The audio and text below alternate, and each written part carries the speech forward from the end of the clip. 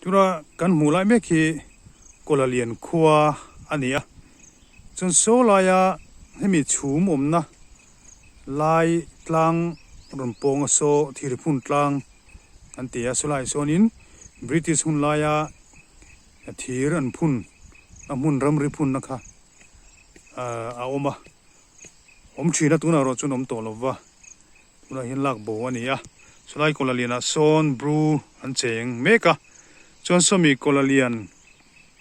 nuaya son sakai lui nara oma chu chumi luang thla chung khu ta rifle mara te aluang thla a tlong apo antia chuan so lai helamba hian dinglama hin kal le zel taila khulai phai ruam zong so lai kan zoom deuh na kanga so lai ruam a son kan bunga so lai so dam chera antia so lai son leilet in ma an vai ho in leilet siam na sakop maya so inner line reserve forest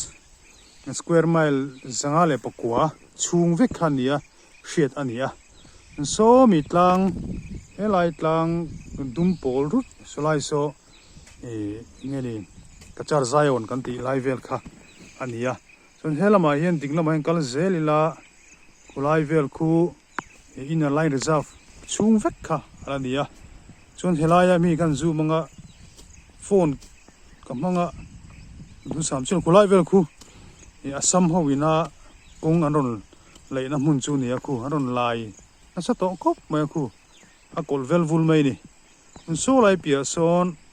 leilet te po oma kulai vel khu tuna kan boina hun vel chu ni na hriata so lampang tlang dung so policy pheta vaireng te tha vel khanin a hriat boka bairabi te po khu le khon oma chon he lama hian khal chho zelela ki hian he lampang hi chu vel ruam cycle hi ruam khania so lai tlang chimbal lo lang so an lang phai mo ka thlowa tatang hian chuna lang thaya kamit long chuna lang thaya phone hin lang chelo ni camera tang hian so kolasib lampang kha ania chon khu lai ruam vel khu Mizoram na ma kan lak na mun ania Mizoram chung vek ani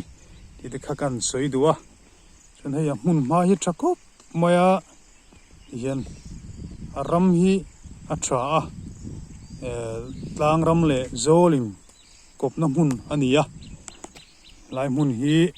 tuna kain chu na lai mek chu nia ram ri hi fel thoi se kan ti le mai ti te khakan soi du ni